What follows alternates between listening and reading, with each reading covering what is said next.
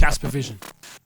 Right, okay. Ladies and gentlemen, welcome to Caspervision. Today we have Michelle C. Smith, a kick-ass stunt woman, actor, speaker, and you do lessons, and also, not forgetting, the staff. The TikTok stuff. Yeah. Man. Insane. Yeah. How are you doing? That's, you know what? I should just put that on my business card rather than, I just have like professional badass or something, but like staff. Yeah. That one. Right, listen, this is like random words. This is God's honest truth, right? So I can get hooked on TikTok. You know what it's like, you know, when you start scrolling. Yes. It's designed to keep you on there, isn't it? Definitely, mate. Yeah. 100%. Okay, I mean, I've watched Squeezing Spots for an hour. No, I can't do that. Ew. Yeah, no, I can't do that. Or the earwax. Oh no, that's great. That's brilliant. That's even better than the spots. Something wrong with him, Michelle. But I saw your what would you call it? Staff work, staff dance, staff spinning. Spinning. Yeah, I call it freestyle staff. Like that's the brand name I've created, but it's staff spinning. Right. Okay. Fairly simple. So Insane. I saw that probably about 5 months before actually contacting you, and I followed you because I was like, holy shit. Catching This it behind is the back fucking and stuff. amazing. Not even the back. The best one, right? The best one. I'm fanning out a little bit here now. Yeah. But the best one is when you do it right, and then it flies around your neck, and you catch it like that without even looking. Yes. It is so cool. Yes. Like I'm just like I showed my wife. I was like, look at this. The lightsaber stuff is amazing as well. Oh, thank you. I appreciate that. I like hearing the response from other people because I've been doing it my whole life. So it's sort of just like, yeah, whatever. Like I don't do difficult things anymore. Like the difficult tricks I leave for the younger kids. But like, it's nice to hear people's feedback. I really love sort of creating the illusion of magic. Right. Even though it's not like it's totally just like physics and mechanics, but I like that some people are like it's so magical. I'm like, yes, I am a wizard. Thank you. All I've ever wanted to be is a wizard. But even just down to the theatrics of the lightsabers, the lights and everything you use, it's mesmerizing. I can watch it for ages. It really is. So do you ever get sort of, I mean, each one that I see, and this is probably hopefully it's a compliment, but every one that I see, I know that I've not seen it before. And to somebody that, you know, just maybe looking like passing by, you might be thinking it just seemed like the looks the same, but it doesn't at all because the different types of choreography you do with it, it's all unique, isn't it? And the different sticks. Yeah, I try to. Yeah. The different sticks you use. Yeah, I try to. Yeah. Yeah, and it really depends on what tool I'm using. Like what I can do with the staff is going to be slightly different than what I can do with the saber, and then there's going to be some crossover things, but I try to switch it up every now and then. I wonder, it's nice that you say that because I often wonder, like I'm doing this stuff, I'm like, can anybody even tell they definitely can. Level of difficulty that I'm doing or that it's different? So that is nice to hear. I tend to stick with skills nowadays that just feel good and are easy, and like easy for me because I've been doing it forever, but like skills that I just enjoy doing and feel good and comfortable with whatever tool I'm using rather than spending all this time. Because when you're doing like the more difficult tricks, that one you were talking about where it flies around my neck and I catch it without looking, that one took a bunch of tries. Because if it's flying that direction, it's going to fly out of my hand at least 50% of the time. So those ones I have to be in the right mood to sit there and just, like drop the staff and pick it up and drop the staff and pick it up. But that's also part of the magic and the fun of the actual practice of freestyle staff spinning is there's this like correlation between life and staff spinning and like this is gonna go way on a tangent. No, go for it. Like, yeah, whatever. But it's like this perfect metaphor for life because like how many times do you just fail and like life doesn't go your way, but you just keep going, you just keep walking, and it's the same with the staff. And like doesn't matter what level you're at, you're always going to be dropping the stick. And I encourage my students, drop your stick because that's where you learn, and so you just keep picking it up do it again. Oh, I dropped it, pick it up, do it again. And it's just this like really nice correlation and metaphor for life of like, oh yeah, all I have to do is just keep picking it up and eventually it will land in my hand. And then you feel like a badass when that happens. And Like, then, oh yeah, it's like landing. Inside you're going, fucking yes, I've done it. Oh yeah, oh yeah. It's like landing those skateboard tricks. Feeling like it, like you feel like the coolest person on the planet. But you look like the coolest person. That's the thing. Yeah, you do. You look Thank really you. Thank you. Cool. I just want everybody, like, who doesn't want to feel cool, you know? Yeah. Like, we all, growing up, we're all trying to feel cool. I'm using air quotes, but like that sort of like acceptance and like you want to be the superhero. And yeah, you just needed a stick the whole time. I figured it out, you guys. Have you got holes in your walls everywhere? Like bits of plaster. As long as my landlords aren't watching, yes. Yeah. There's not holes, but there's definitely dents. Dings everywhere. Yeah.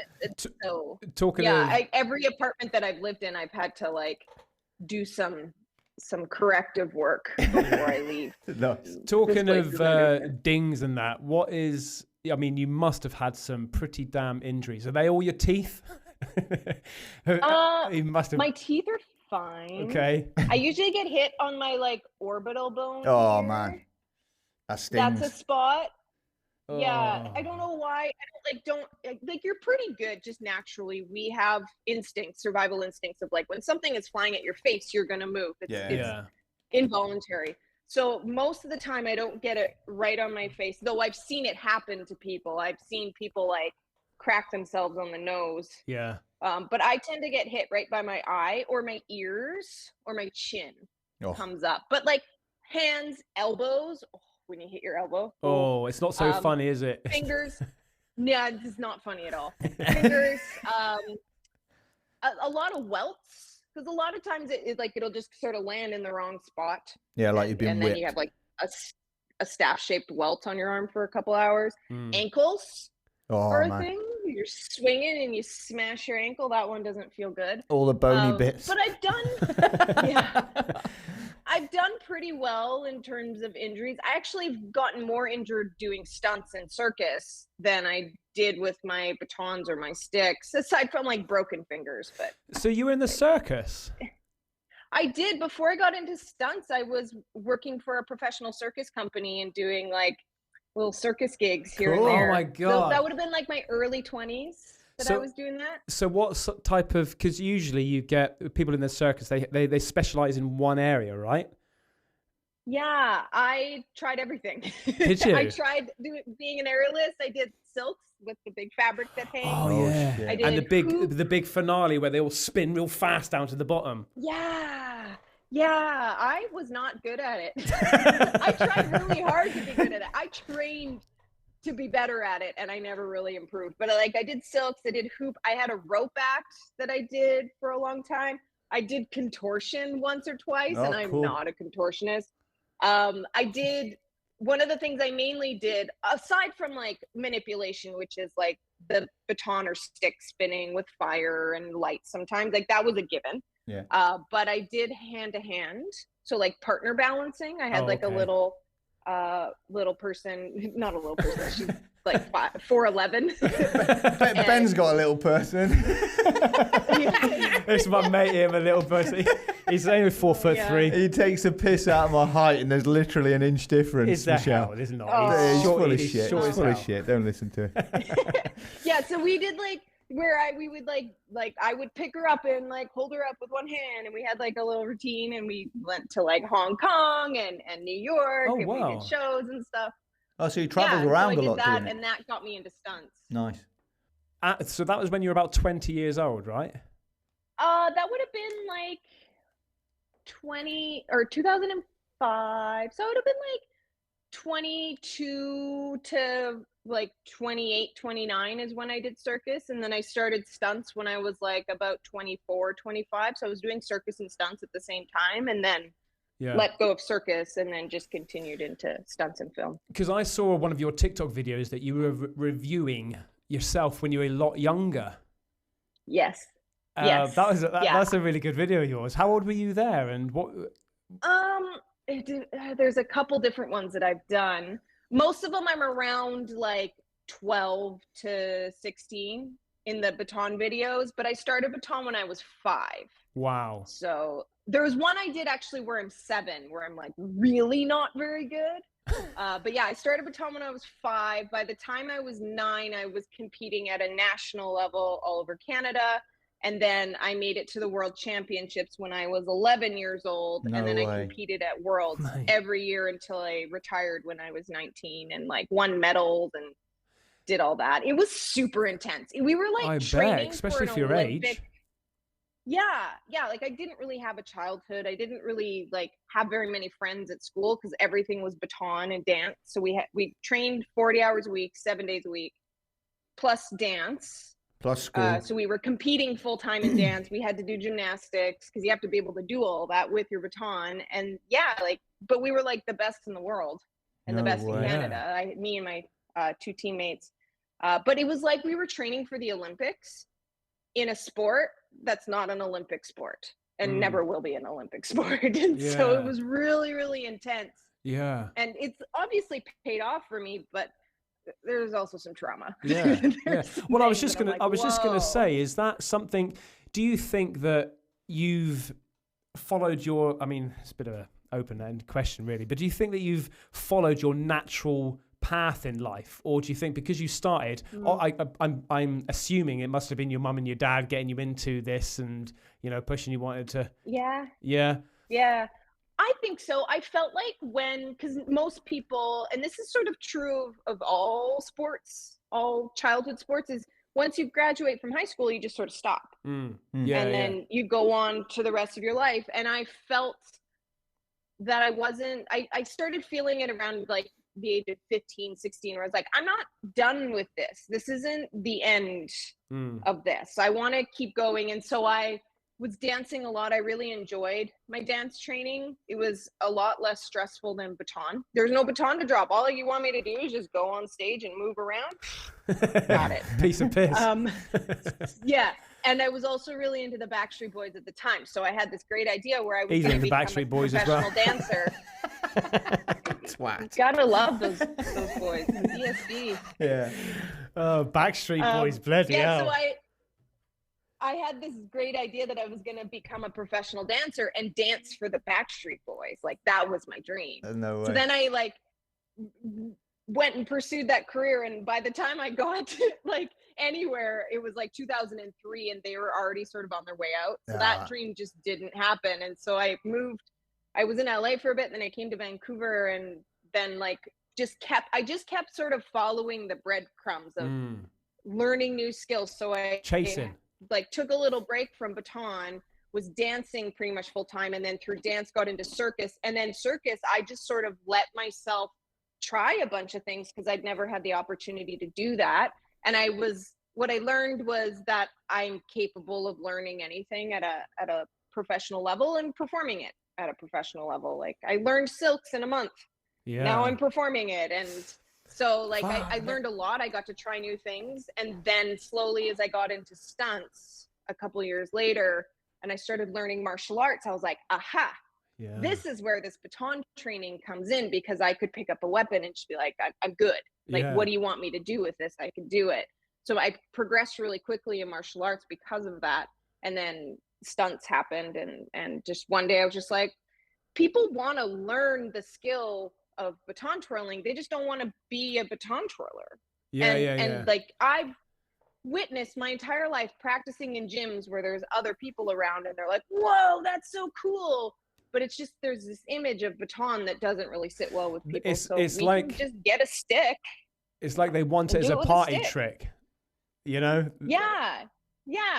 I think there's got to be something to it. I haven't really thought about this too much, but there's got to be something to it of the actual just skill of spinning an object around your body that sort of speaks to some sort of instincts that we have, because I feel like a lot of people really actually would want to learn it and are interested in learning it. It just hasn't been accessible for people to learn it at all ages and all levels and on all different genders and types of humans.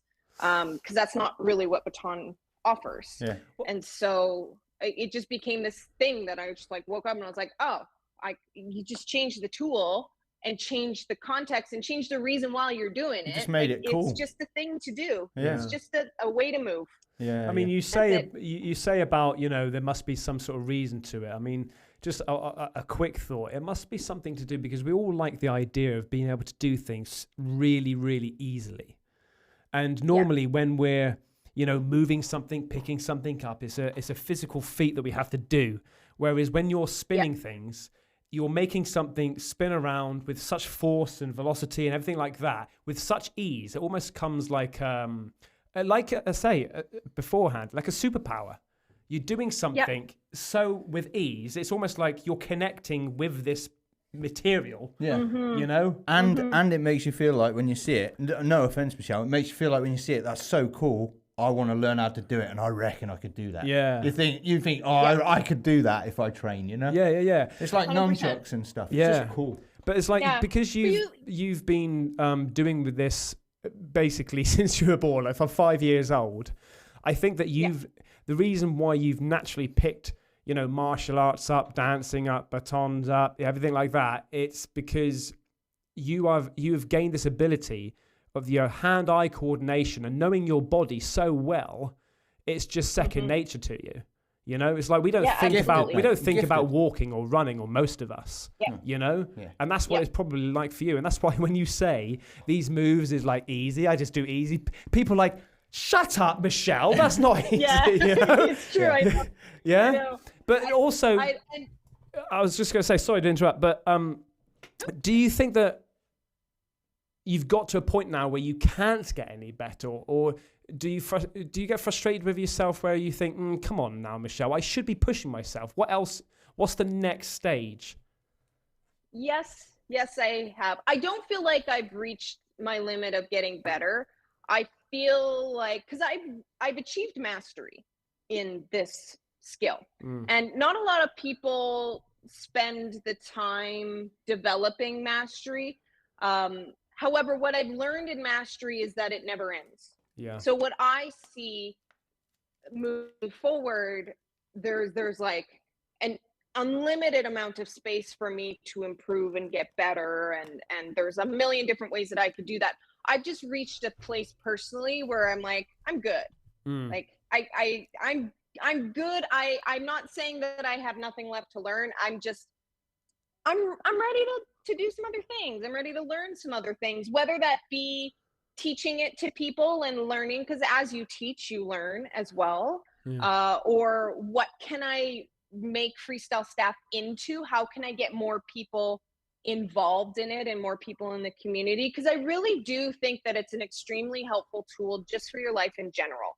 And you're getting, like, you're using both hands, you're doing intricate movement, you're learning about physics and mechanics. And to go back to your earlier point where there's something about the ease of movement, these skills have been around for thousands of years. Yeah. Like, you look back in history and there's always been some type of martial art or performance thing where the manipulation of tools has been involved. You look at like Polynesian dancing, Selambam, which is an Indian martial art where they use sticks, any type of like Asian martial art where they have weapons in their hands. They're learning how to use them. And what it really comes down to is, martial arts is life and death.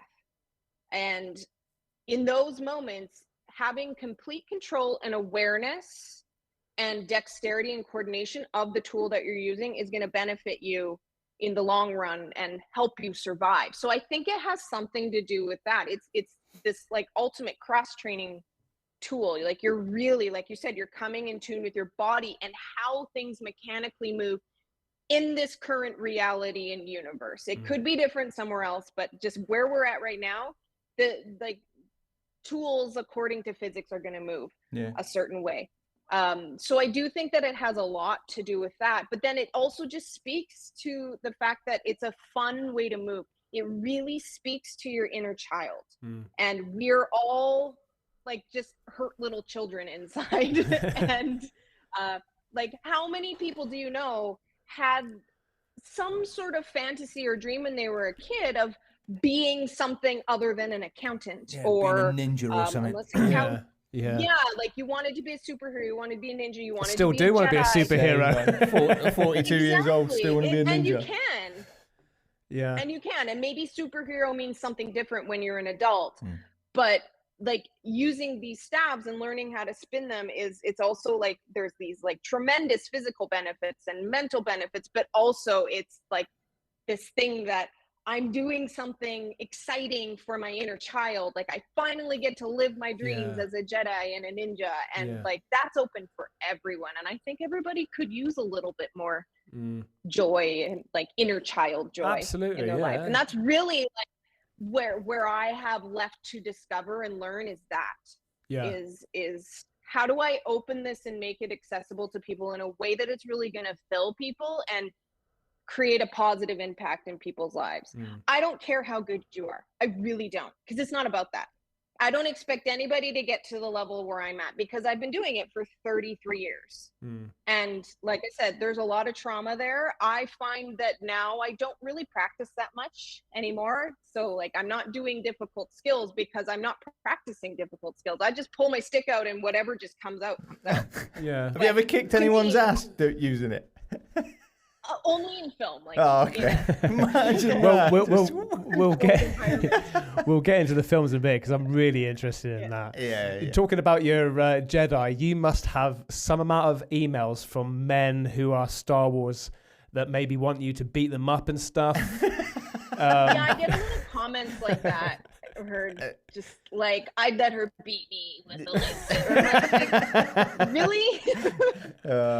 And then it's like, okay, but do you realize it's a fantasy weapon? The lightsabers I'm using are like plastic. They probably don't mind about that. They don't mind.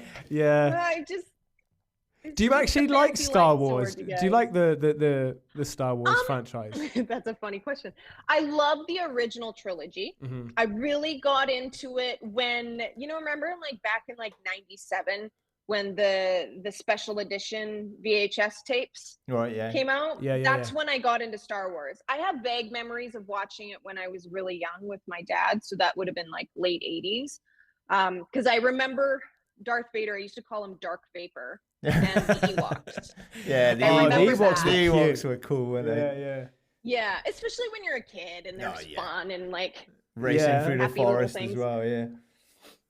Yeah, and then I got into it in like middle school-ish, like grade 7 to grade 8, where I would just sort of obsessively watched the original 3 movies, and I've they're not the same anymore, are they? I just don't know why they needed all the extra movies. I'm not complaining about it. I haven't watched any of the new TV shows like Mandalorian or Boba Fett or Obi-Wan or anything. I haven't watched any of that, but I love the idea of there's just this massive, vast universe and there's so many different types of humanoid creatures and the Force is like a really fun concept to play with. I do feel like that the fandom in general is a little bit gatekeepy. Like they don't want, like I get yelled at all the time for not using my lightsaber correctly, not following 7 lightsaber forms of tell them to shut up. And I'm like, it's a fantasy weapon. Why can't I be from some random planet doing fancy tricks with the lightsaber? It becomes it's too much of a cult following, isn't there, with stuff like that, with Star Wars and that. It's just people can't take it everybody's interpretation of things is going to be different, and what some is going to resonate with some people in these Star Wars, since we're talking about, but like what's going to resonate with some people isn't going to be what other people get out of it. So how can people say no, that's not part of it, when it's like the whole thing is like this massive galaxy where all these different possibilities exist. And I think we're all, you know what, if everybody was spinning some stabs or lightsabers and healing their inner child, we wouldn't be having these arguments. I hope you don't mind me saying, but there's been a few times you've said it almost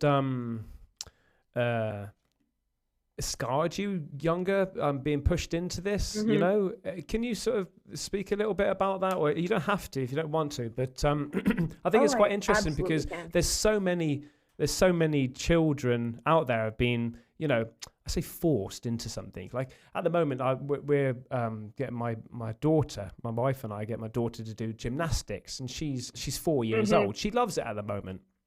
But I think it's important to talk about maybe the, you know, the pros and the cons about, you know, putting your kids into these things. Yeah, I like talking about this. This is actually something I feel really passionate about, is what is healthy training? What is healthy involvement in a sport for a kid? So I started when I was 5. I was not good until I was like 8 or 9. And I did not start getting serious about my training until around like 8 or 9. So I went from practicing like 1 or 2 days a week to all of a sudden I'm practicing every day in a really short amount of time. And then after that, there was just a lot of pressure. But what I realized from myself, it wasn't my parents pushing me, it was me. Right. And I just happened to have a personality where like, I am not short of determination. If I want to do something, I will do it.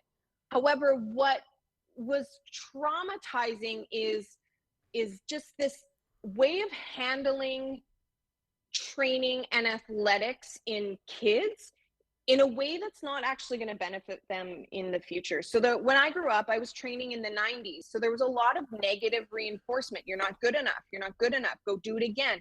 Rather than sort of focusing on, like, it was all like, you're going to be good at this because we're going to make you be good at it. But there was no emphasis on, are you enjoying this? Right. What are you liking about this? Where are you struggling? Where do you need extra support? And as a kid who like had quite a bit of anxiety, I felt like I was always just trying to catch up and be seen. And I got second place a lot. And I desperately wanted to get first. And so I would just keep going because I thought, and like when you're that involved in a sport, I just sort of learned at some point that where I receive validation and love is by the things by achieving things, by doing well at a competition, by practicing hard, by being one of the best. And so that is what I tried to emulate. But just sort of the environment that we were in, like, we didn't get any days off. I had Christmas Day off, and after Worlds were like mid to end August. And then I would have like a week where I wouldn't have anything to do before school started. But as soon as school started, we were already back in the gym, back in the dance studio, learning new routines. So I didn't have any downtime to play. Plus, we didn't take care of injuries. It wasn't something that we did. So like, just if I broke my finger, it's like, oh, suck it up. Tape it up. There was one time when I was quite young where I like rolled my ankle and like pulled some ligaments in my ankle. And I got in trouble for it because I was slowing everybody down. Or the first year, I have a video on my TikTok of like, I have this like desperate need to be good enough. And my very first year at Worlds, I was 11 years old competing in Italy. My parents stayed in Canada. I was just there with like my coaches and my teammates. I went on the floor and then like totally sucked, dropped my baton like 5 or 6 times, which at Worlds shouldn't be happening. And then rather than like having the coaching and the support to be like, you know what, you made it to Worlds and you're 11 years old. Like, it is fantastic that you just even went on the floor. It sort of came back to me that I left the floor and it's like, oh, why did you drop so much? Like, you're such a disappointment. And like, you don't need that at 11. Like in trouble. And so and because I was so involved and like I didn't really have a social life, I never learned how to socialize with normal people. That sort of translated into my professional career. And that's one of the reasons. It's not the only reason why I kept going, but it was definitely like a subconscious frequency that was sort of playing. Like, I have to keep going. I have to prove that I'm worthy of winning, because if I'm doing that, then I'm receiving the validation that I need. And it's been a lot of therapy, a lot of like sitting with myself and my own stuff and taking responsibility for like, oh, I've been carrying these stories with me for so long. And I had a moment recently where I had to zoom out of my life and all the performing that I've been doing, because I've never stopped performing, where I'm like, why am I doing this? Yeah. Is it because I really love performing, or is it because I'm still just searching for that validation of like, please love me? The only way I know how to receive love is by doing fancy things. And it turned out it was that. Well, I think that if everybody was honest with themselves, I think most people are, I mean, you've obviously got different strengths of it, but I think most people are searching for validation from something or someone, you know? And I was just going to say, because you mentioned about how hard and, you know, drilled it was, you know, and drilling, I should say. Do you think that because it was quite hard back in, like you say, the 90s, that is what's actually built your determination? You just haven't realized that that is, you know, your determination that you say you've got now isn't something that you didn't have, you know, it isn't something you had from as a young age. It was built, it was grown on you. I'm just playing devil's advocate here. Because it's not like that anymore, is it? I'm hearing that. Well, according to my therapist, I'm just sort of naturally predetermined to these things, like, because there is like your own personality. I have heard research that a lot of people that reach like the top levels of their sports sort of share like common personality traits. Like, and I could be totally wrong, but like often have these people who have reached their top level of sport have sort of like hints and essences. Oh my God. Anyway, I know sort of like OCD, like OCD person, or like obsessive compulsive personality disorder, bipolar, those types of things, maybe even being on the spectrum of autism, because there's so much time where you just have to spend like so drilling, focused and determined on these skills. So I feel like I came in with some determination, but it was honed within it. And all of the pressure, there was outside pressure from the adults. Every single adult that I had growing up in my life at one point told me I had a bad attitude. And it was just because I dealt with emotions in a very different way than a lot of kids. It was just, I was very like hard on my sleeve, just like, blah, it's all there. But then like hearing that, I took it as, you're bad kid, you're a bad girl. You're not good at this. You're bad at this. You have to keep going. So a lot of that pressure was coming from me. And where I'm really interested, and this is sort of where I'm like pivoting to talk about these days, because I have so much experience with training at a really high level, and I've continued training throughout my life. There's got to be a way that we can have young kids in sport and support them through the sport in a way that is going to allow them to compete at their highest level possible for that kid, because it's going to be different for every kid if that's what they want. But then also creating an environment that's going to be healthy and holistic for them to become well-balanced people at the end of it. I really think that you can do both. And we were sort of following the model that gymnastics follows. And now we're hearing all sorts of horror stories from USA Gymnastics. I know that the UK Gymnastics organization is having some issues, but we were sort of following that mentality where they just treat people like robots. But people aren't robots. Having emotions is not a bad thing. Having like kids enjoying their sport, I think, is going to help them progress farther. Yes, there's going to be days where it's hard, and having healthy competition is a really great thing.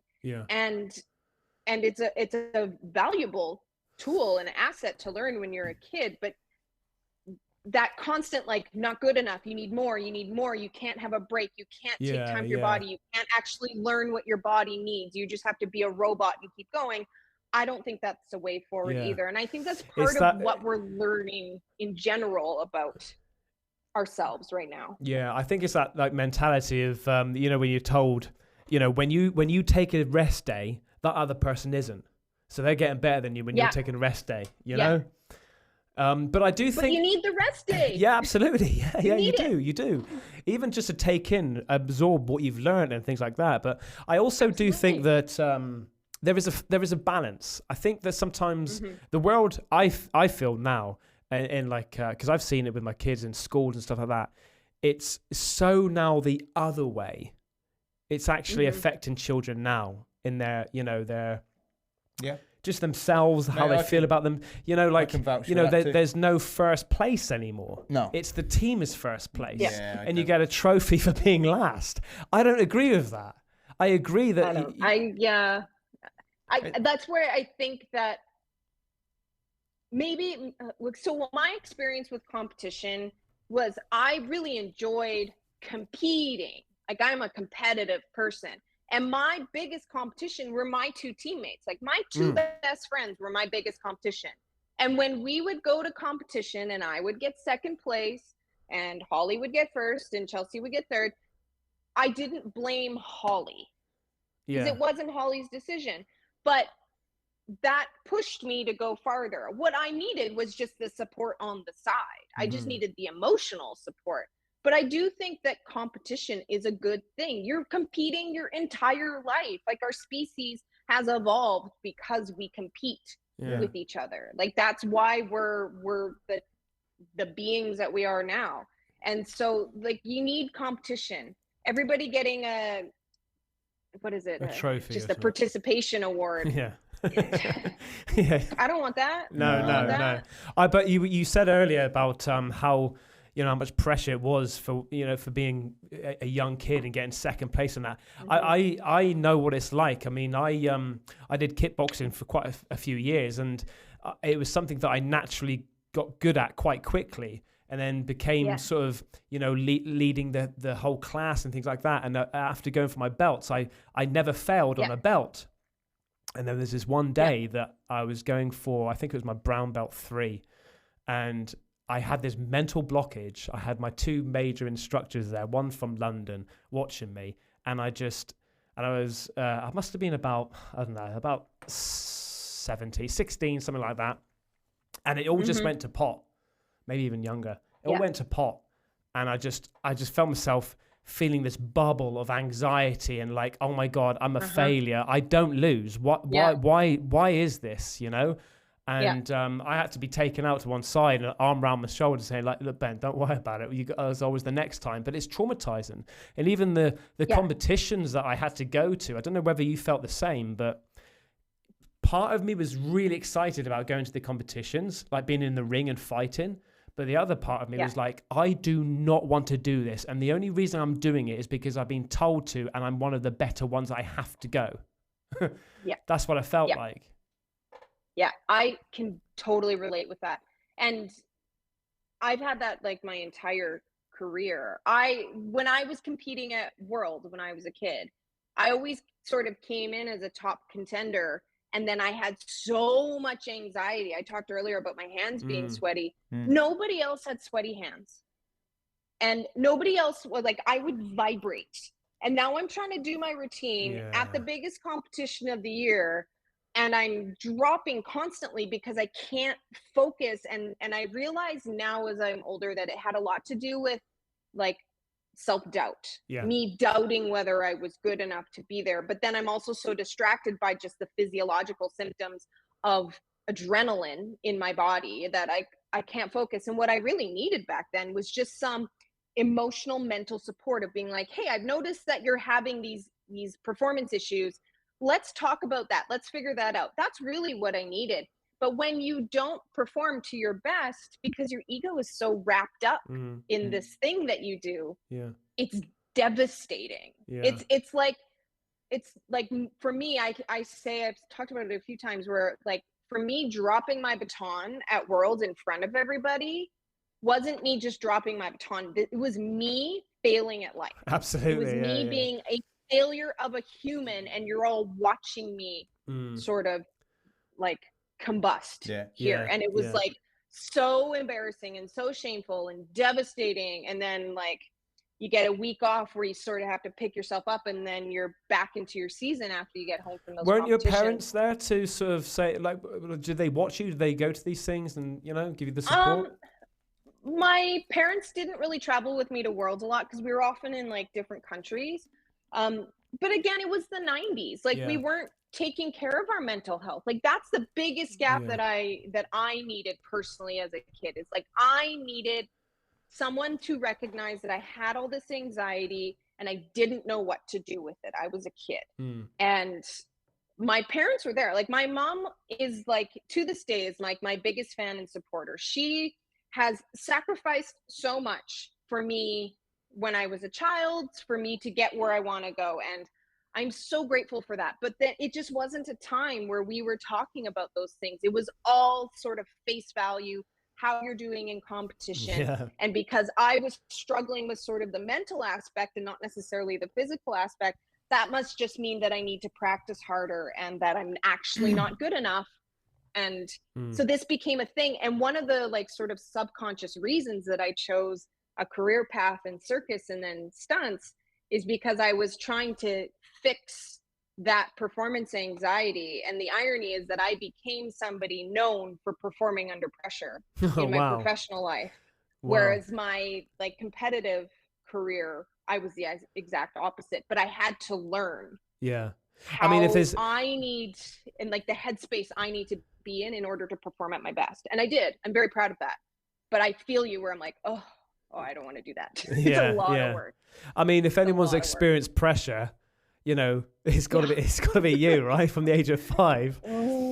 God. Yeah. But so let's talk about your stunt work in movies, because Mace was like this as we were all setting up. He was just like, "Oh my gosh, she's been on Deadpool." Is that how I talk? Yeah. No, sorry, mate. You're like, "Oh my God, he's been." He's always taking a piss out of me, Michelle. I might just go. Oh, come on. We were born in the 90s. Yeah, mate. 80s even. You gotta stand up for yourself. 70s, mate. Oh, you were born in the 70s. 79, 79 mate. he was born. Hey. Oh, you're a Gen X then. Yeah, love child. 70s love child. Yeah, 80s. Wow. 1980 for me. Yeah, I'm in the 80s as well. Yeah. Elder millennials here. Yeah. So, your stunt work. So what was it that made you just go, light bulb, okay, I want to do stunt work because this looks really healthy for my body? This seems like the right thing to do. I didn't actually have a light bulb moment. So what happened? Sorry, Michelle, before you answer that, I'm so sorry. Before you answer that, can you just name drop a few of your films that you've been in so people can sort of, like, get a picture? Deadpool, Supergirl, Arrow, The 100s. That's the one with Jason Momoa. Percy Jackson, Red Riding Hood, Smallville. Did I say that already? No. Oh, Smallville! I love Smallville. Yeah. No. I mean, that's enough, right? That's a big list. Yeah, sure. What's that one that you were running along the walls? Envision my resume. Sorry? There's that one that you were running along the walls. You put on TikTok. You ran along a bit like. Oh, that was Hellstrom. The Marvel show. When I saw that, you guess what film I thought of? I know. Ooh, what? I didn't think it was you on that film. It reminded me of a particular a classic film. Come on. A female. The Exorcist? No, The Exorcist running. No, a female running along a wall. Come on. My gosh, I don't know. Keanu Reeves. Matrix? Yeah, Trinity. Remember the opening scene when yeah. Trinity's like that, and then she runs along the walls and stuff. That just reminded me of it. But you did a banging good job of that. Thank you. Actually, that was the second time we did that gag. Funny story. I'll go back to how I got into stunts in a second. Okay. But when I got booked to work on that show on Hellstrom, we started in October of 2019. And then we wrapped. That wall run that I put on my socials was the very last day that show ran in March of 2020. So just before the lockdowns happened. That was my last day of work, was at Wall Run.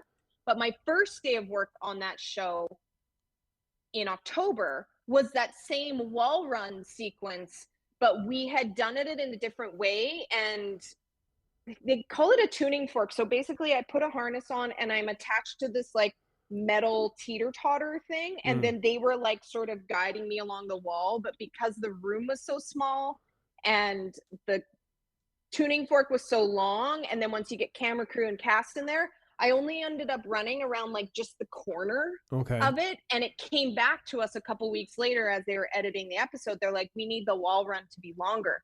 So then the whole season from like October to March, it was just this thing, oh, we're going to redo that scene. We're going to redo that scene. And they're like, are you available this day? And then it just doesn't happen. Are you available this day? And this doesn't happen. And then finally on March 12th, we did the rehearsal. On March 13th, we did the actual wall run gag again. And then the whole world shut down. No. And that was my last day of work. So that whole scene of you doing that, is that like a day's work, or is it a couple of hours? Well, what is it? That whole scene. There was another stunt I had to do where I get flown into the wall. Oh, I saw that. Yeah, and then the couple of the other cast members. There's the guy who doubled Tom had to go into a wall. The girl, Ariana, I think her name was, or Gabriella, I can't remember. She goes up to the ceiling and then comes back down. So there was quite a few other gags within that scene. And I think it was like a 2 or 3 day thing. Right. Okay. So a lot 4 plus me having to redo the wall run. Yeah. But yeah, it would have been, because then there's all the actor beats as well. So like, it's just a lot of stuff that you have to set up on. So I think it was 2 days. It might've been 3. Right. And that was all done, aside from that new wall run, was all done in October of 2019. Wow. So going back to the original question then, how I got into stunts. Was it like a light bulb moment? Is that it? Yeah. It wasn't. So I didn't really know. I knew that when I moved here to Vancouver that I wanted to work in film, but I always sort of like assumed it would be acting. But I was doing circus at the time, and the circus and the stunt communities often overlap here and in many other places. And so I was doing circus and I met some stunt people, and they were just training with some swords. And I was like, watch this. And like, I sort of showed up and was like playing with the sword, and they're like, oh, you should do stunts. And I was like, yeah, I probably should. And then like maybe 6 months later, I finally made the decision of like, I'm going to do stunts. I think this is actually a good career path. And then my first gig was motion capture, where you go into the studio and you put on the spandex suit and they put the light bulbs over you, and then they capture your movement. Sorry, hang on. You made the decision. Okay, that's a good idea. And then you just went into, how did you just go from, that's a great idea, and then you just knock on a door and then you're in there? How did it happen? Who did you get in contact with? And was it a long process? Just sort of those people that I was training with, because stunts is not, like, you don't have agents for stunt. And it's the same thing that I did with circus. I just sort of showed up with where we're training and just said, watch this. Stunts. I just started hanging out with people, and the sort of word on the street was like, oh, here's this girl, she's really good with swords and weapons. Okay. And when I got the mocap thing, it actually came from a dancer friend that I had who knew that I did like swords and weapons and stuff. So I did the mocap thing, and it was fencing, like Olympic fencing type stuff, because it was for Barbie and the Three Musketeers. So I got that gig because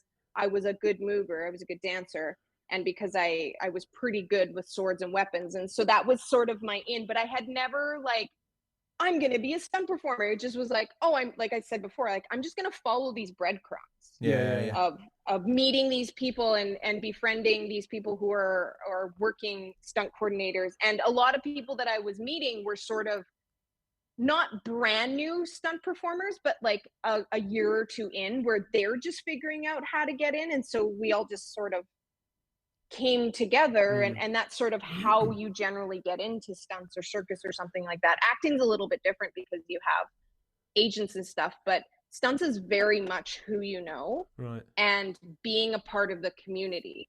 So that was just sort of my way in. And that first gig was that mocap gig. And then after that, or it might have been like just before that, I was like, okay, in order for me to do this, I need to start training martial arts. I need to learn how to fall down.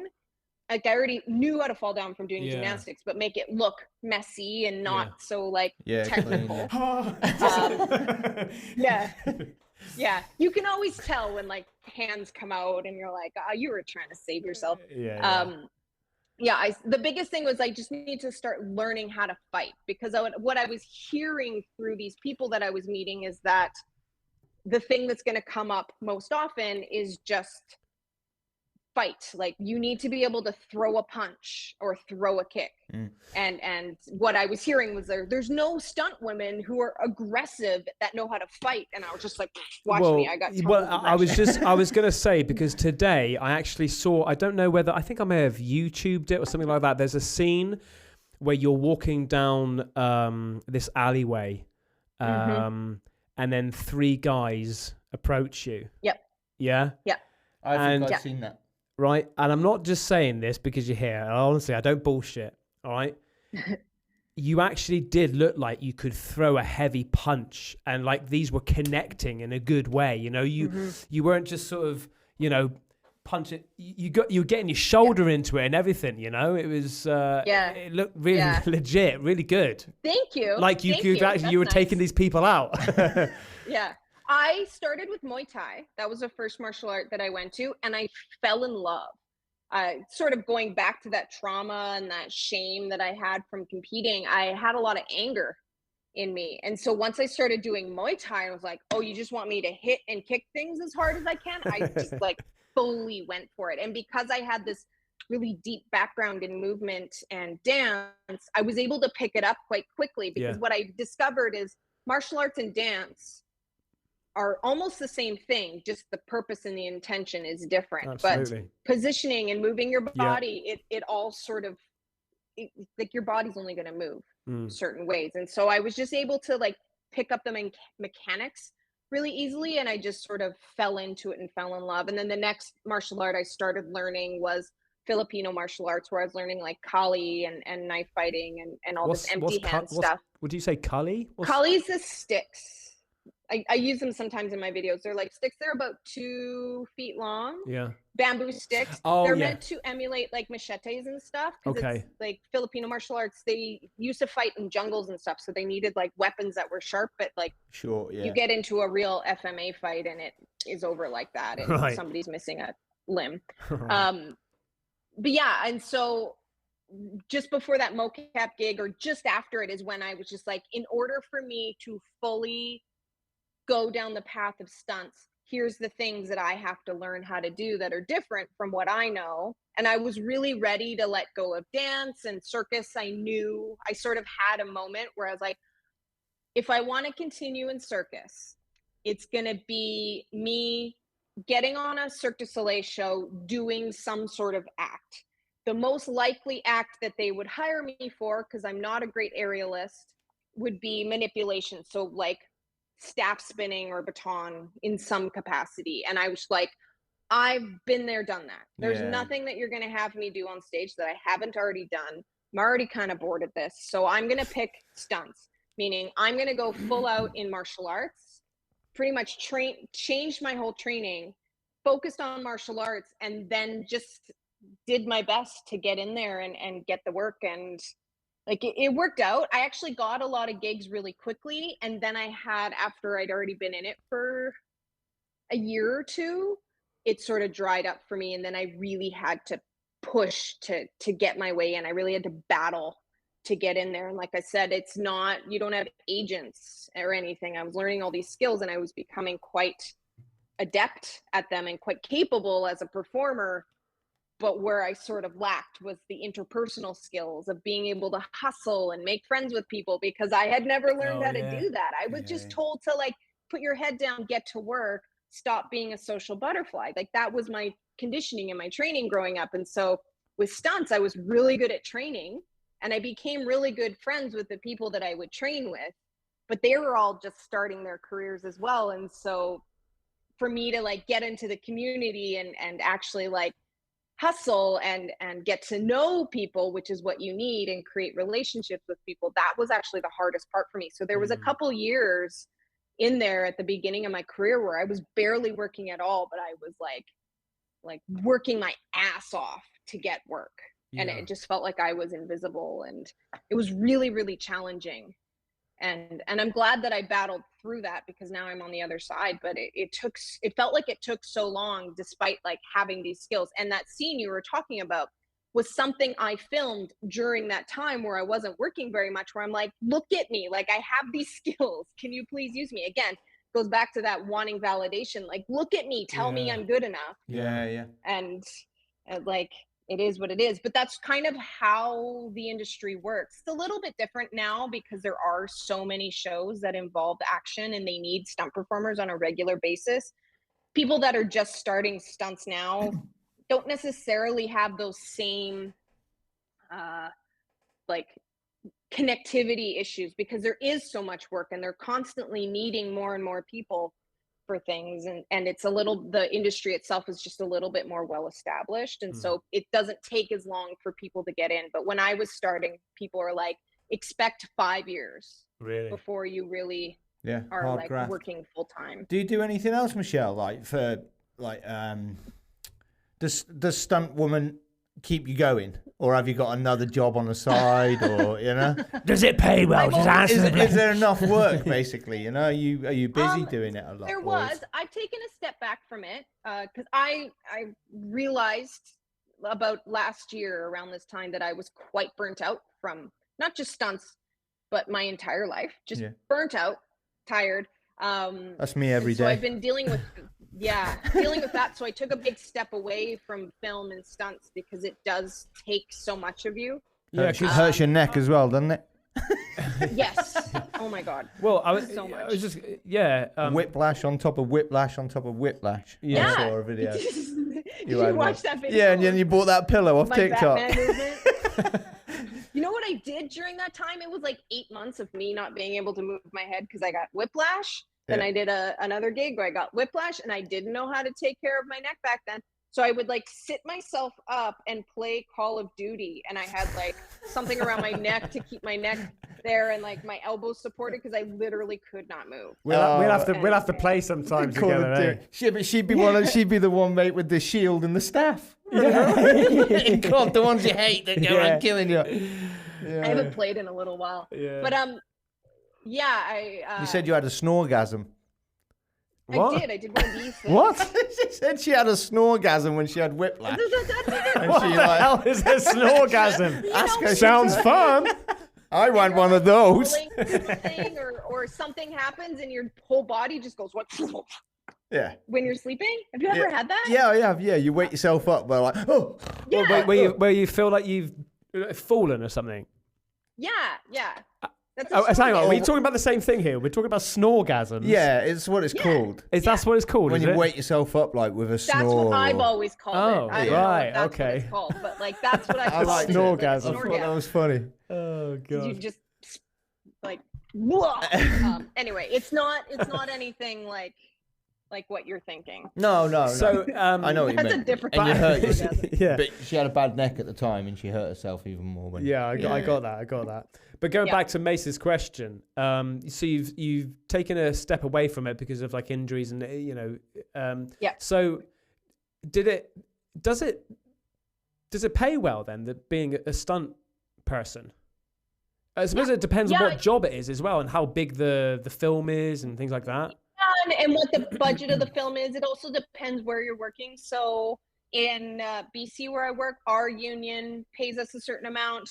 If you're working in the States on a SAG contract, you're going to get a different amount, or like in various different places, the rates are a bit different, but you can definitely make quite a good living if you're working all the time. Yeah. We also get what are called adjustments. So it's basically like the equivalent of a tip.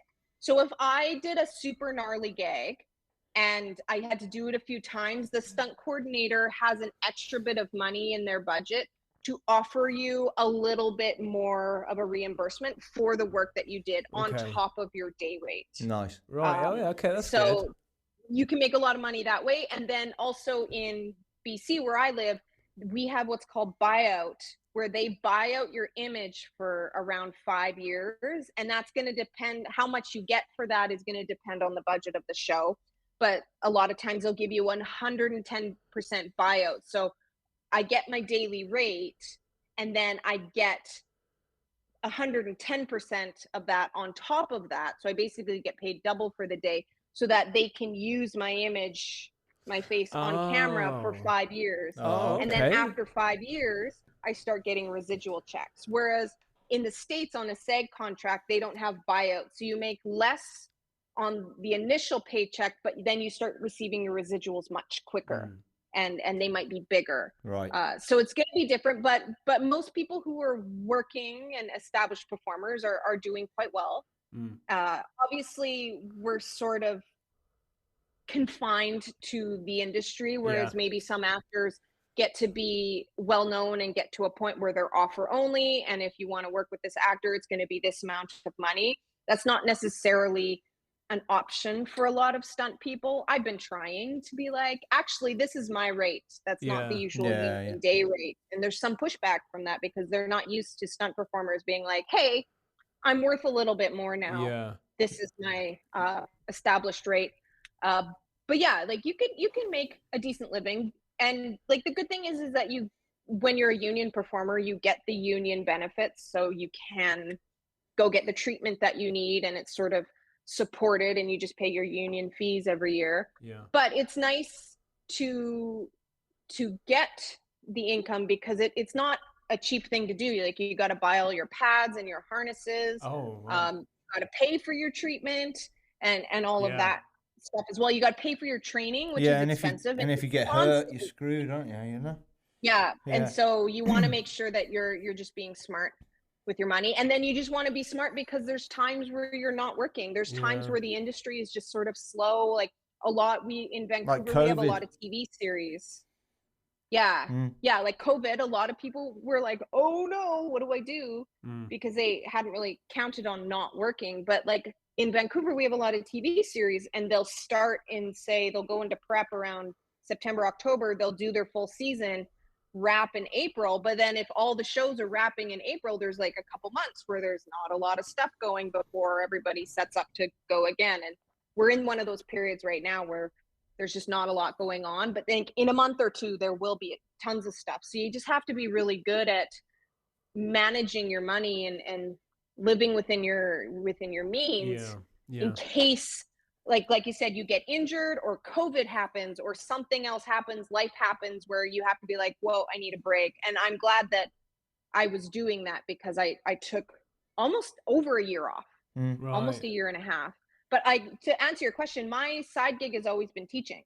So I've been teaching since I was 15. Oh yeah, of course, yeah. And that's always been my plan B job. Yeah. And so now I'm in a space where I'm ready to make performing in the film industry a secondary job so that I can go teach and speak and just sort of pivot and take my career in whatever direction comes next, because I'm 38 now. I've been doing this for 33 years. Like I'm good. My body doesn't move the same way as it used to.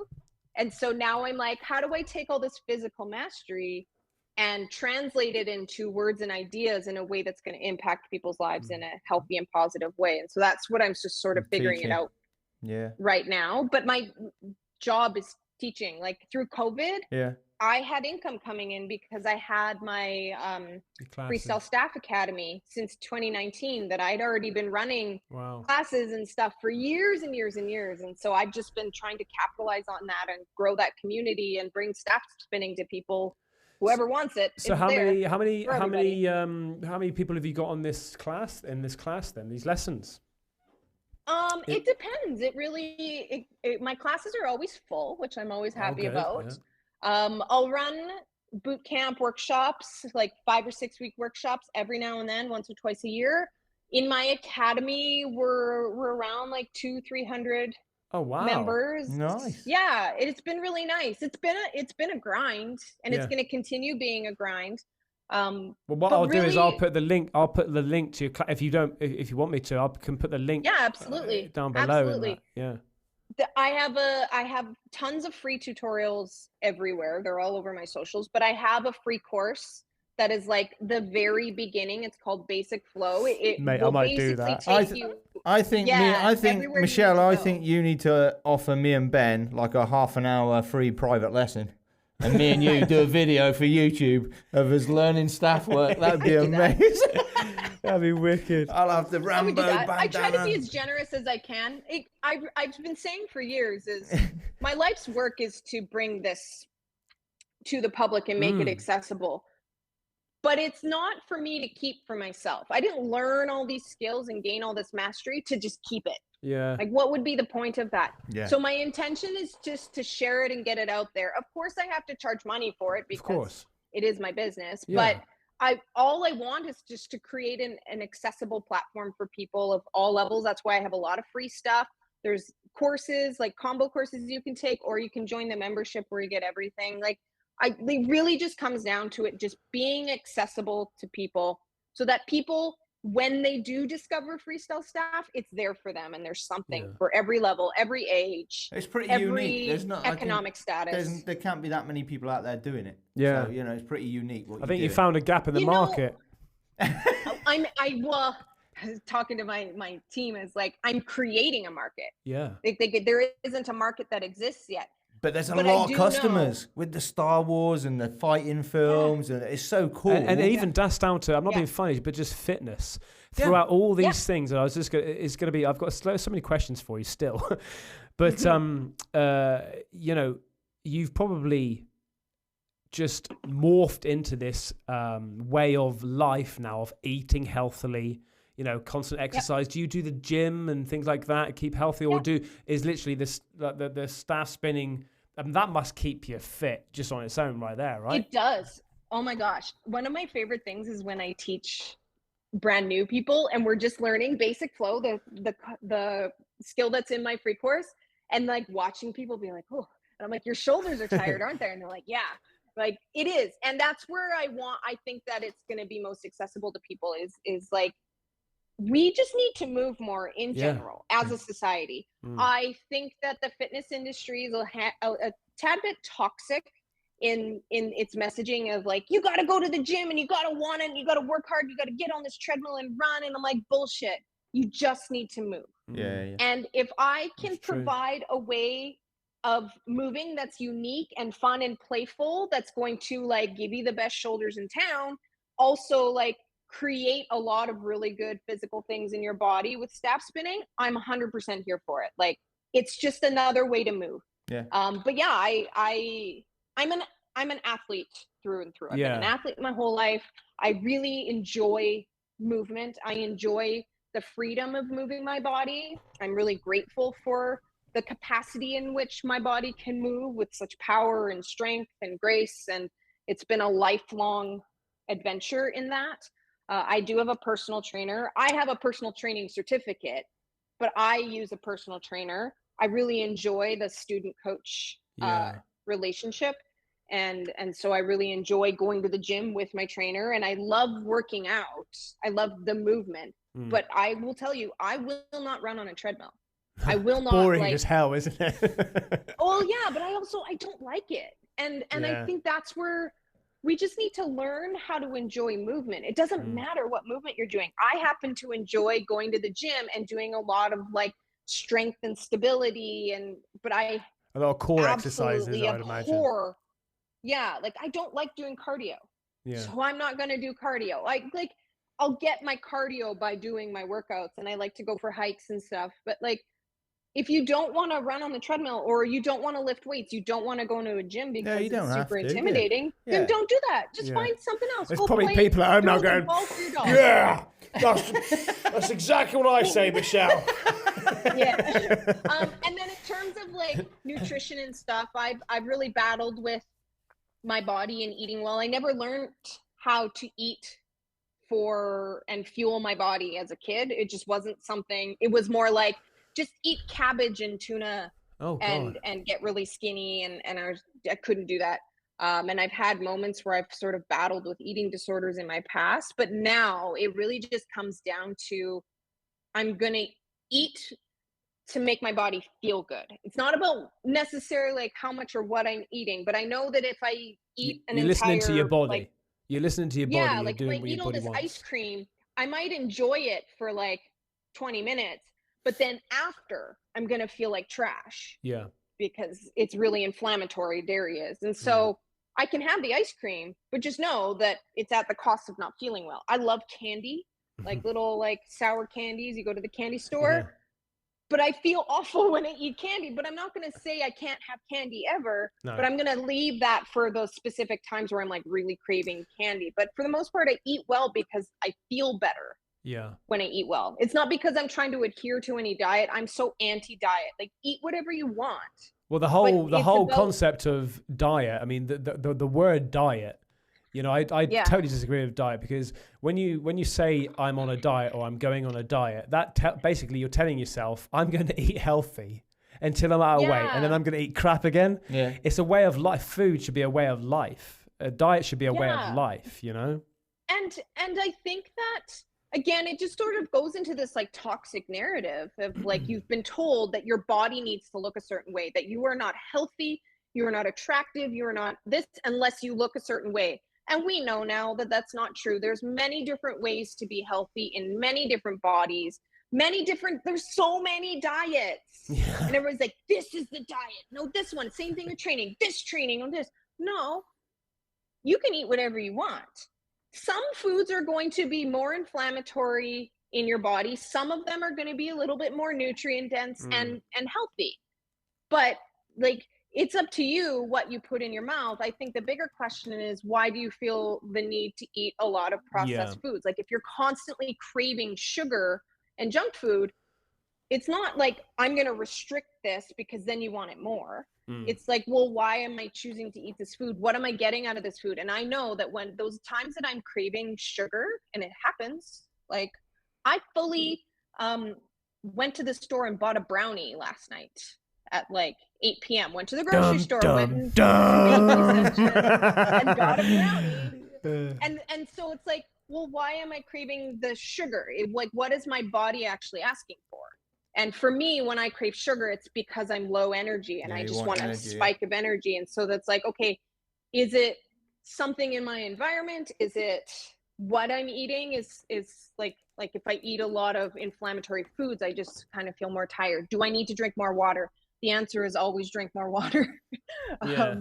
But like, do I need more protein? Because a lot of times when I'm craving sugar, I just need more protein. And if I feel like it's a lot more healthy and sustainable to come at it like this, but it also requires quite a bit of awareness of your body. Because like when you're going through these phases where you're eating junk food, like it's really hard to stop and be like, whoa, why am I doing this? What is my body actually asking for? And then to take the action to make the change is one thing. And if you don't feel like you're in a space to do that in that moment of time, that's okay. The way of the world is designed to make you want to eat shit. Like when you go food shopping, it's so difficult to buy, like you try and buy a fruit juice or a cordial or something for your kids that hasn't got a sweetener in it. Oh yeah. You can't do it. No, you can't. No. You try and buy a yogurt that's not full of fucking sugar and crap in it, you know? Yeah.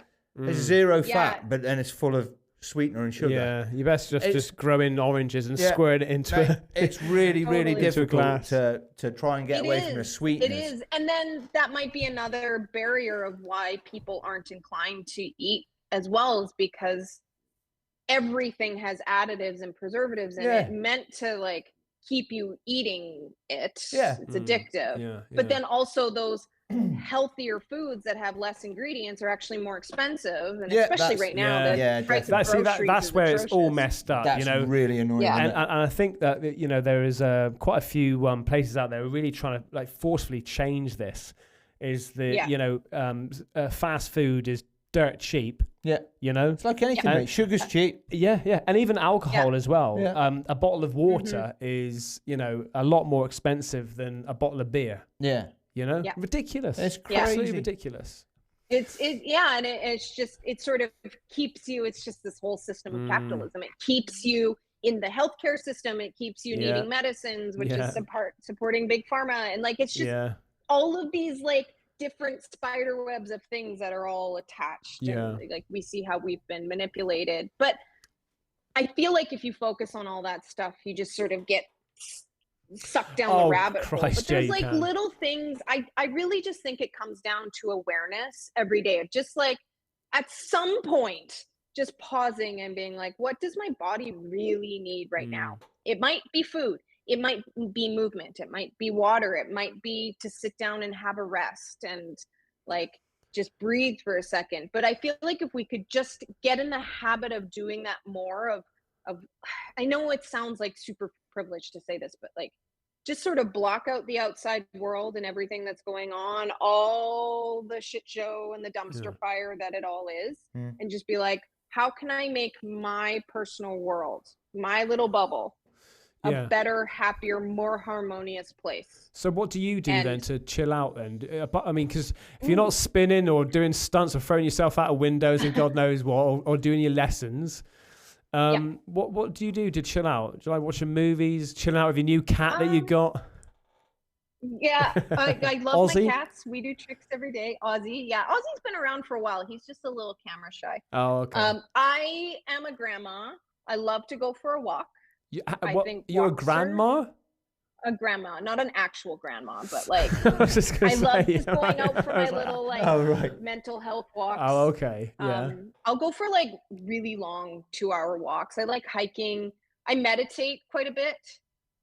Just because my tendency is to like overthink and be agitated all the time. So I need to actively like, let's chill out and not do anything. Do you like go for walks in the mountains and wood? Is it all mountainous and woodland? I bet it's beautiful. Totally. The thing is, Vancouver, I bet it's stunning. Oh, it's gorgeous. See, the thing is, like, to a lot of people, that to them isn't relaxing, going on walks and hikes and stuff. You know? Yeah, but you don't each have to their go own. on hard. Like, you don't have to climb the mountain. There's lots of trails that are just flat, and you're just walking through the rainforest. Yeah, it's beautiful. It does seem And like you're a type like, of person that keeps active a lot of the time, though. But you clearly you need that meditation, though, don't you? Because you come across like somebody with your mind just tingling all the time, bouncing around, right? Yeah, absolutely. And that's something that I've had to learn over time through trial and error of like, how do I get this like mental agitation to sort of like chill out so that I can actually be present and aware of my life? Because I've noticed that the times that I operate from this like, it's like this sort of inner chaos, things get chaotic around me. But when I'm in this space where I'm super chill, really calm, and I'm very present, then things just tend to work out, and I'm much more in the flow of. I liked what you said earlier when you said I zoomed out. You said earlier you zoomed out and had you know, that's really good because you know you do have to do that sometimes, don't you? You zoom out and have a look at your own bloody life and like totally and zoom out and take responsibility for your shit. Sort shit out. I find I'm not saying that I'm perfect for this, but no one's one perfect. of my biggest things that I've done over the last couple of years I've done a lot of like dark shadow work of like my worst qualities is everything that's happening in my life is me. It's not other people doing things. Take responsibility for yourself. It's me. Yeah, it's the way I perceive things, the actions that I take.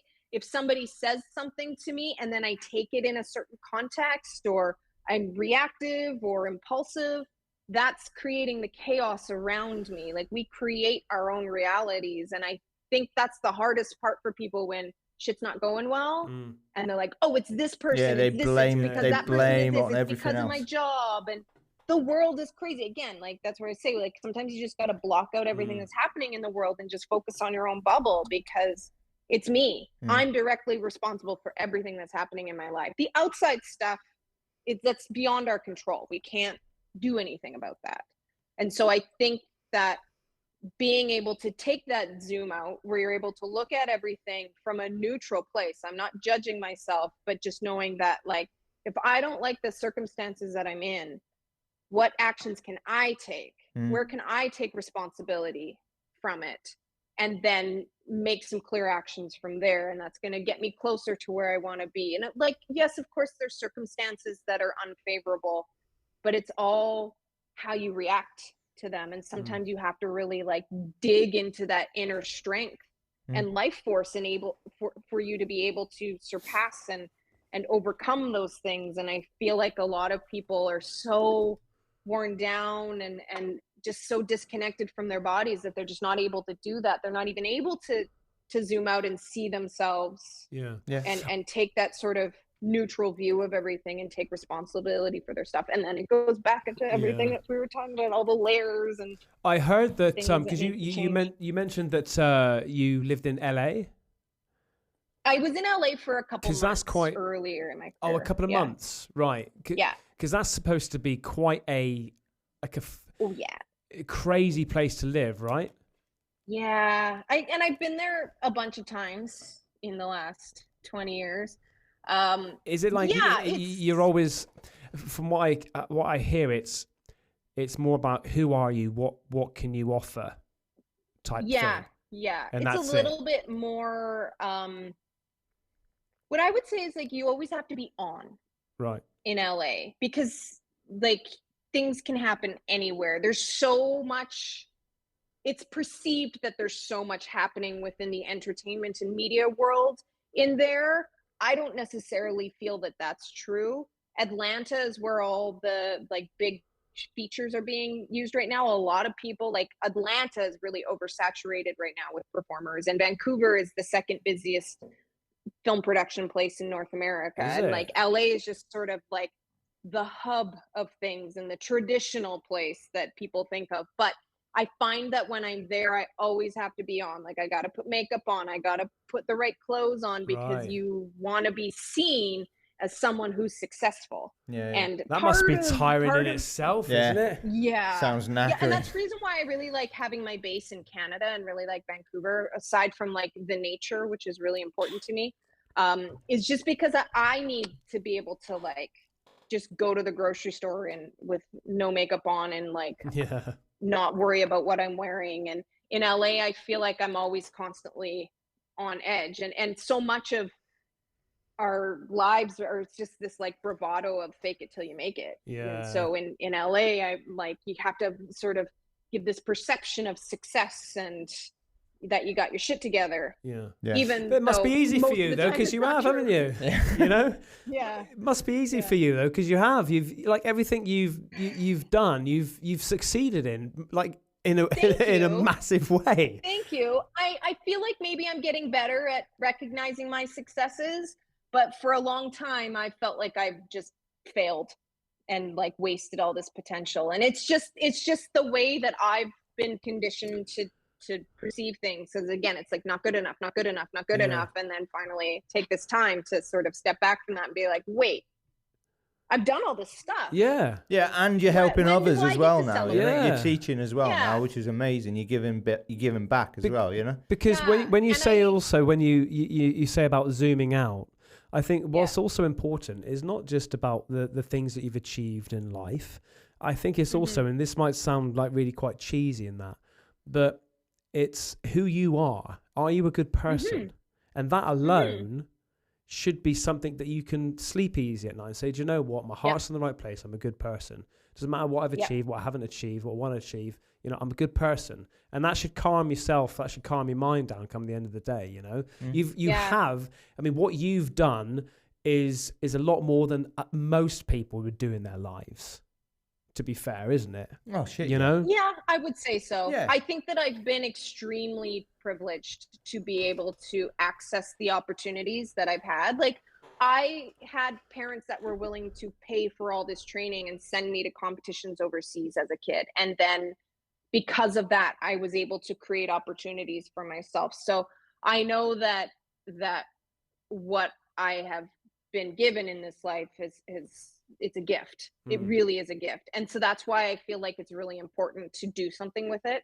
And like you said, to be a good person, that is like top priority for me. I like, before I even think about like the making of the money and stuff, I just want to be like, how can I create a community and a platform that inspires people, that is empowering to people and creates a positive impact in their life, and to the best of my ability as like a white woman, create a space that's inclusive and open and safe for people. And I know that based on sort of where I've grown up, I may not be able to do that fully, and it's not for me to say if a space is inclusive, but it is a priority for me that I want people to feel welcome, whatever type of person that you are. And then the trade-off is that you treat each other with respect. Like that is part of the transaction of being in my community, is we're going to be kind and generous and accepting of everybody here, because everybody's just learning. And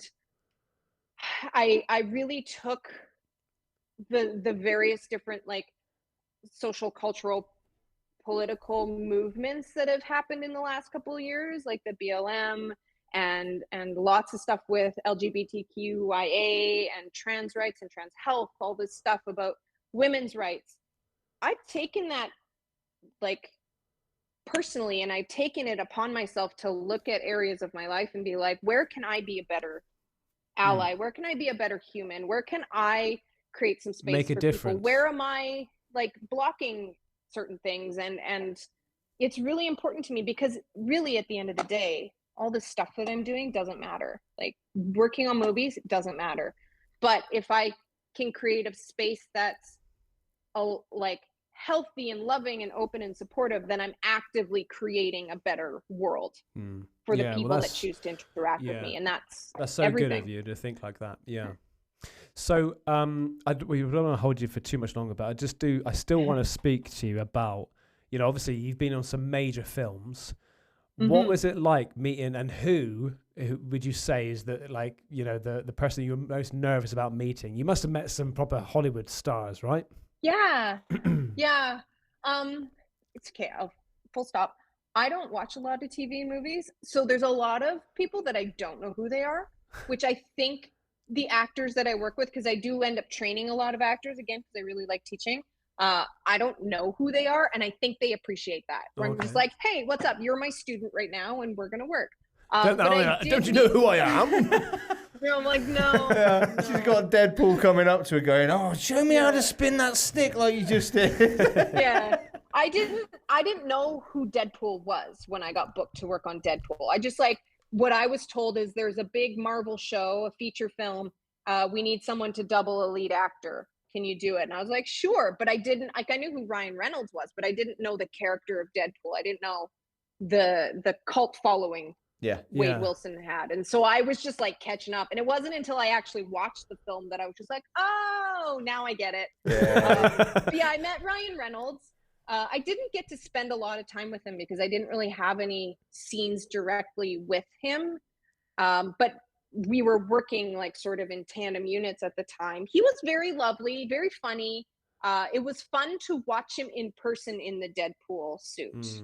I thought that was a really interesting lesson in performance, because like he'd have the mask off and he'd be talking, because he was one of the executive producers and stuff. So he's talking to the director and stuff, and then he put on the mask, and then it became this like cartoonish comical thing, and he was so good. And so it was fun to watch that in person. But I wasn't like super like, oh my God, it's Ryan Reynolds. I was just like, oh yeah, that guy. I did work not with when Jason his face Momoa. was looking like a ball bag.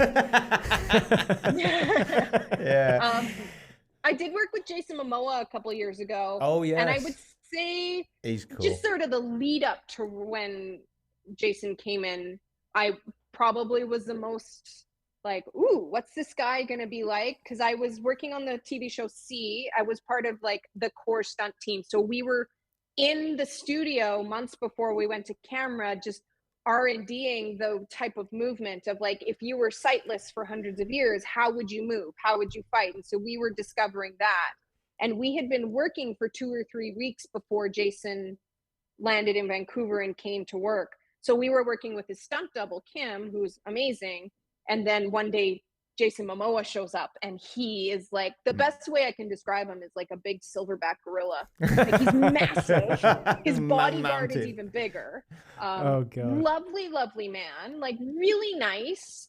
The first day we met him, we were in our rehearsal space. So we had this big like mat around the floor, and we're just sort of talking, and he comes in and he's just like running around this mat at full speed, this 6'5" man, just like, whoa. Is that what is he? He's not 6'5", is he? I think he's 6'5", 6'3", 6'5". Yeah, he is tall. Yeah, he's huge. Everyone's taller a very than me. Gentle giant of a man. But yeah, and so he came in, but he was very lovely, and he's so capable. Like he worked on like Stargate in Vancouver a long time ago, and so he has a pretty deep connection with the stunt community here. But he's very capable physically. Like he's one of those people that if he absolutely had to, could probably do all the stunts, but still this extremely masculine man is not afraid of saying that he uses stunt doubles to do some of his stuff, which you need to. And so I just really appreciated that for him. He was really, really, really lovely. He acknowledged everyone on set, even the background performers who often get ignored. Nice. He had a big pizza party for everyone that like even the background actors were invited to, and often that's not the case. And so it was really just lovely to see number one taking care of his people. Yeah, nice. Yeah, I really enjoyed working with him. He's probably like the biggest star, and like I said, there's been other people, but I don't know who they are. So you mentioned about the stunt coordinator. One of the questions I was going to ask you is, because you're a stunt woman, do you do your own choreography? Do you suggest, or do you work with, do you back and forth of ideas? And also, second question, would you like to get into stunt choreography? Coordinator, I should say. I've gotten into fight coordinating a little bit. So the difference is a stunt coordinator is like the main boss. They do all the paperwork, the budget, script breakdowns, and like work on hiring people. So that's a big job. And then if the show has a budget and the action demands it, they'll also bring in a fight coordinator. So leaves the stunt coordinator to just like be there on set, do the paperwork. Fight coordinator would come in and train the actors, choreograph, put all the fights together, and then be there on set. So I've gotten into fight coordinating. I fight coordinated the season 2 of Motherland and a little bit in season 1. Nice. That's definitely an avenue. Like as I progress forward in the film industry, that's the avenue that I would like to be in. Choreography is really important to me. I really love training and working with people, and that's sort of like the fight coordinator is basically like an on-set coach. Yeah, be an awesome job. A lot of times the stunt coordinator is the fight coordinator, but sometimes it can be 2 people. So I like that job. I've already started going there.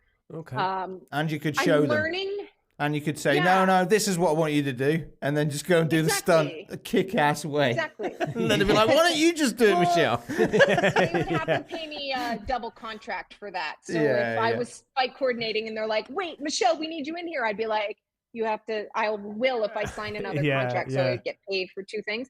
But that's just where I'm at personally, because I just physically, I'm like, body doesn't need to be slamming into things. And I've coordinated a little bit here and there. There's still more for me to learn in that realm, but it isn't where I want to be, because that means you have to live on set all the time. I'm very aware that, just the rhythm and the structure of the film industry sort of agitates my own anxiety. And I can be there every now and then. And this is just a new discovery for me, but I'm really interested in creating something of my own and then going into film when I choose to. But I think that stunt coordination is on the rise. A lot of the people I grew up with are now stunt coordinators, so that's nice. It's nice to have like long-term relationships with people where they know that like, hey, we just need somebody. Michelle, can you come in? Or we need you to come train these actors. Can you come in and work with them? And I really like that I've established that must be a good feeling. That must be a good feeling. I really enjoy the choreography, but when you get hired, so like say I got booked to double an actor, it wouldn't necessarily be my job to choreograph. Having a specialty skill like I do, I kind of have to choreograph my own stuff. But what I really enjoy is the collaborative creativity of choreography. I like having different ideas to come in, because everybody's got a different background. Everybody's an expert and a genius at something. A lot of people are martial artists or gymnasts or dancers or just like parkour people. And so everybody's got a different way of moving and a different way of coming into these things. So I really enjoy it when the fight coordinator or stunt coordinator, the doubles and the people you're fighting, we can all work together to create something really cool. I think that's when you get the best results. A lot of times in Vancouver, we're working at a really fast pace because we're TV town. We do episodes of a TV show in like 7 or 8 days. So if that, say it's Arrow, and they have 3 fight scenes in one episode, that's 3 different rehearsals with a bunch of different performers. Then you got to train your actors. Then you got to show up on set and do it. So you're just getting used to like choreograph in like an hour. You drill it, you dial it in, you film it, get it approved. You show up on set. Problem is with that, I suppose. Problem is with that, I suppose. When you're quick like that, it raises the chance of injuries as well, right? Yes, but also by the time you are working on those shows, you know your limits. And I'm a firm believer of simplify. If it's too dangerous or rough, like that's up to the performer to decide and the stunt coordinator to talk to. But like for instance, a show like Arrow or Supergirl, where they've just got stunts every episode and the stunt teams are like very busy. Yeah. They've got a system dialed in. They have a lot of people. There's a whole rigging team. There's a whole like fight team. And so it's well established. And if something's going to be too dangerous and take too long, that's time is money. And the first things that get cut, the first things that get cut on a set when everything is behind and they're worried about like getting their day, stunts. Stunts are the things that go. Yeah. And so like that's why we're professionals. We're just able to create. Whereas if you're working on a feature, a lot of times you get like weeks or even months to work on certain gigs or fight scenes. And it's like a completely different environment. But we're very, very good in Vancouver of building very intricate fight scenes and action sequences in just a matter of days. And I think that's extremely commendable. Oh, and I don't think a lot of people recognize that. It must be so difficult to pump out episode after episode like that. Yeah. I've got two final questions. I don't know if you've got a question, but I've got two final questions. Yes. One, what's the most scariest stunt that you've done? The second question then would be, what is there a stunt that you would love to do that you haven't done yet? They're my two questions. That one's easy. No, there really isn't. I've fulfilled my quota and capacity for stunts I haven't done. Okay. The only thing I would say is like, I haven't been the main villain in a movie or TV series. Like me as the actor doing my own stuff, which I will say this, as a stunt woman that occasionally gets booked as an actor, if I were to get booked as like a main actor on a feature, I would 1000% be using a stunt double as a stunt woman. No way. If actors are like, I don't need a stunt double, you're wrong. Because the stunt woman would use a stunt woman. And I have, when I've been on shows as an actor before, I've always had a stunt double, and it's a workload thing, because if you have multiple units, I can't be in two places at once. Right. Okay. Anyway, the scariest thing I've ever done, there's sort of like a tie, and it all involves me being at a high point. I don't like heights. Not great for a stunt woman. Yeah, it doesn't come up that often. I find that the people that are really comfortable at heights tend to get those gigs. They're just sort of in the loop for those types of things.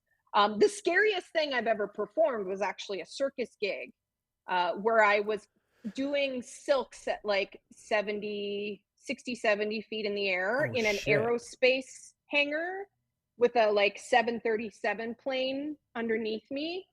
So we came out on the wings and climbed the silks on top of the wings. And then you just look down and it's airplane and cement. And I'm just holding on by that was the scariest thing I've ever done.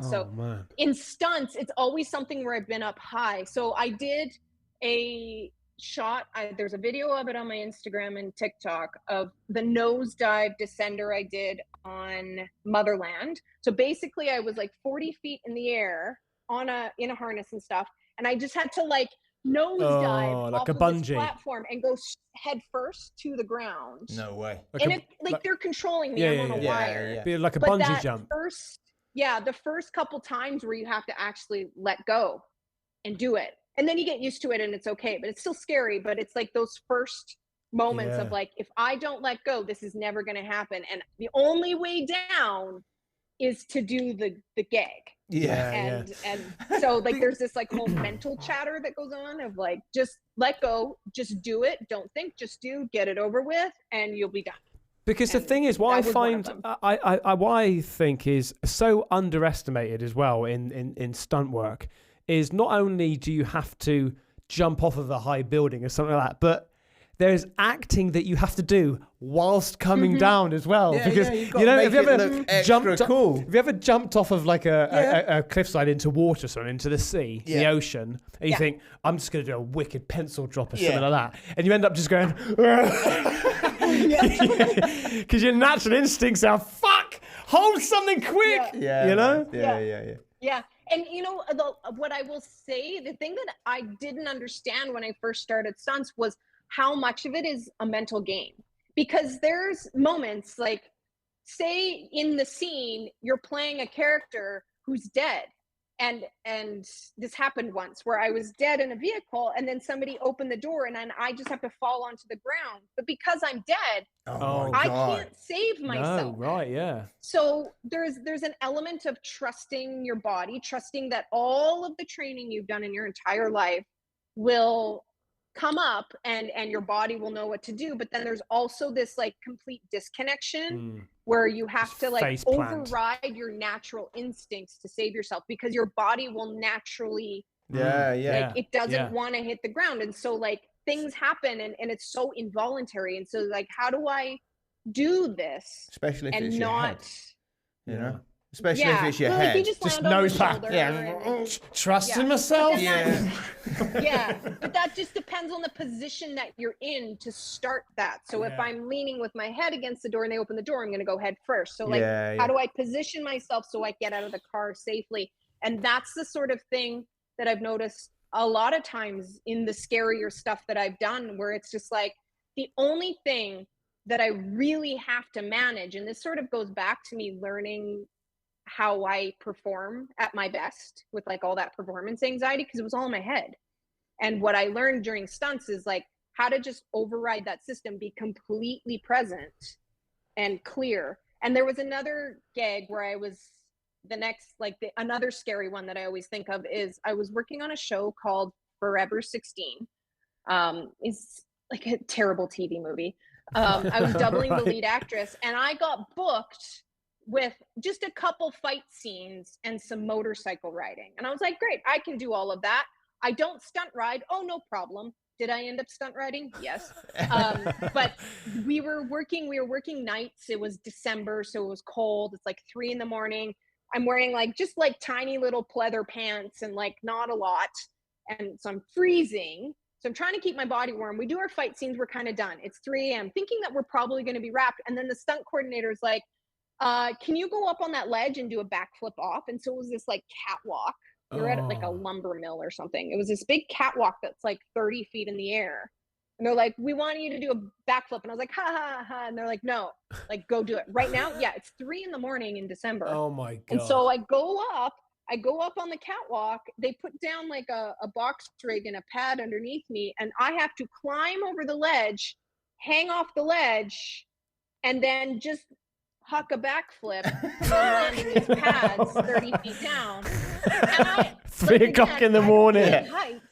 Shit. But I remember the moment of being like hanging onto the ledge and my hands are shaking. It's freezing. I couldn't let and go. Just being like, the only way down is to do the gag.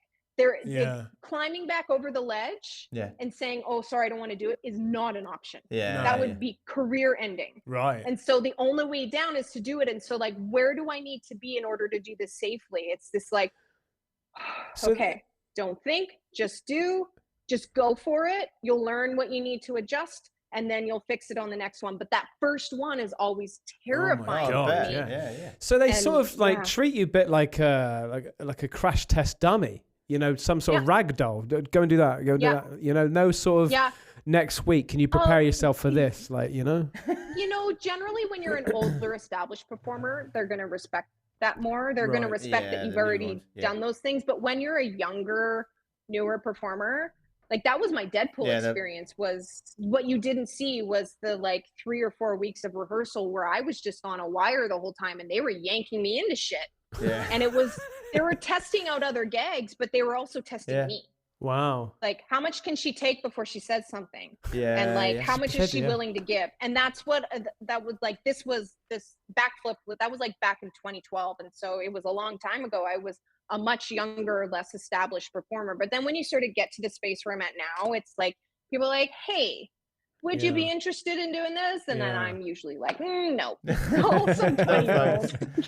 I'm not into it. You got any last questions, mate? No, mate. It was about the stunts. Like, what's your best stunt? And then I was going to ask, like, what's the worst injury you've like ever had? But because you must have broke plenty from stunts.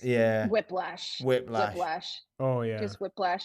Takes you right out. It's part of my just anatomy. When I go back, my head will snap back. It doesn't matter what I do to protect myself.